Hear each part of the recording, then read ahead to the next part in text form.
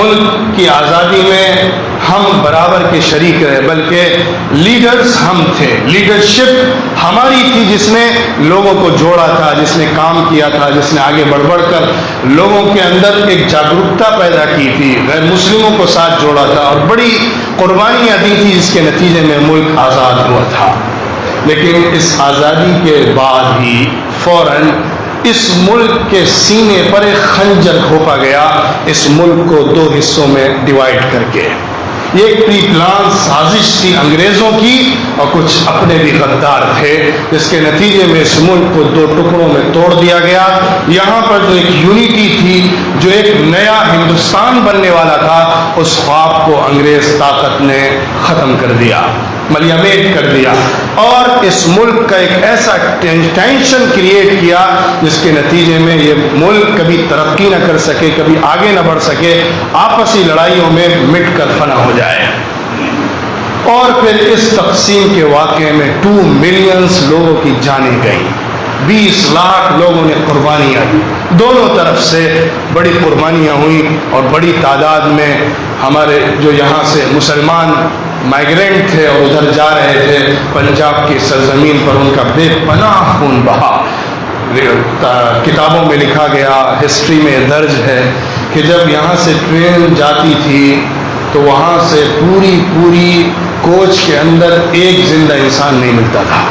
پوری کوچ صرف لاش سے بھری ہوتی، بلکہ پوری ٹرین کے اندر چند گنتی کے لوگ اتر پاتے تھے جو زندہ بچ کے آئے ہوتے تھے، ورنہ پوری ٹرین انسانوں کی لاش اور قبرستان بن کے اس ملک پہنچتی تھی۔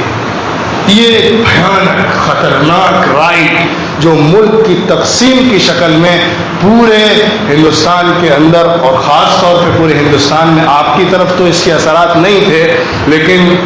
جو نارتھ انڈیا ہے، پنجاب کا علاقہ ہے، یو پی کا اور دلی کا اور اس کے آس پاس کے علاقے ہیں، ہریانہ ہے، وہاں سے جو ٹرینیں جاتی تھیں پنجاب پاکستان جو اب بن گیا، تو وہاں پہ یہ تمام کارروائیاں ہوتی تھیں جو تاریخ کے اندر بہت سرخ الفاظ سے لکھی گئی ہیں۔ اس کے بعد سے آج تک 70 سال کا آپ سمجھیے عرصہ گزرا ہے، 25,000 سے 30,000 رائٹس ہو چکے ہیں، سویلین رائٹس۔ اور یہ بھی ایک تاریخی حقیقت ہے کہ انگریزوں کے اس ملک میں آنے سے پہلے اس پورے ملک کی تاریخ کے اندر، چاہے وہ مغلوں کی تاریخ ہو یا مغل سے پہلے لودھیوں کی تاریخ ہو یا لودھیوں سے پہلے تغلق کی تاریخ ہو یا تغلق سے پہلے اور دوسرے جو لوگ آئے ہیں ان کی تاریخ ہو،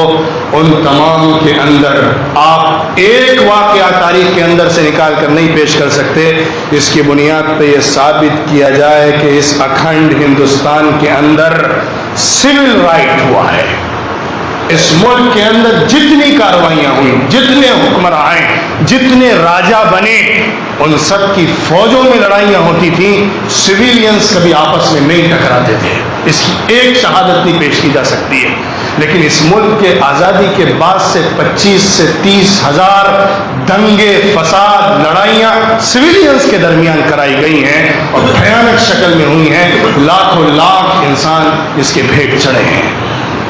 یہ اس ملک کا ایک ایسا کڑوا سچ ہے جو آزادی کے ساتھ ایک سیاہ داغ اس کی پیشانی پر لگاتا ہے۔ اس ملک کی اگر آزادی کی حسین، تابناک، عظیم تاریخ ہے تو اس تاریخ کے بعد سے آج تک اس کے چہرے پر دسیوں کالک لگ گئی ہیں۔ اس کی بنیاد پر اس ملک کو ایک ایسا گندا دیش بنانے کی کوشش کی گئی ہے جس کی بنیاد پر آپس میں ایک انسان دوسرے انسان کا دشمن بن گیا ہے، ایک پڑوسی دوسرے پڑوسی کا دشمن بن گیا ہے، ایک گھر اپنے برابر کے گھر والوں کا دشمن بن گیا ہے، ایک دوسرے کو کاٹنے کے لیے اپنے گھر سے ڈنڈا، اسلحہ، چاقو، چھری جو ملتا ہے اس کو لے کر نکلتا ہے اور اپنے پڑوسی کا خون کرنے میں اس کے اندر کوئی شرم محسوس نہیں ہوتی۔ یہ نفرت کے بیج ہیں جو سالوں سال دلوں کے اندر ڈالے گئے ہیں، ذہنوں میں پیوست کیے گئے ہیں۔ ہر میڈیا سے، ہر فارم سے، ہر اسٹیج سے ایک ایسا ڈسکریمنیشنری پروگرام چلایا گیا ہے جس کی بنیاد پر ہندوستان کے اندر ذاتوں کی بنیاد پر، مذہبوں کی بنیاد پر، علاقوں کی بنیاد پر انسان کو دوسرے انسان سے کاٹ دیا جائے، اور اس میں دشمن، غدار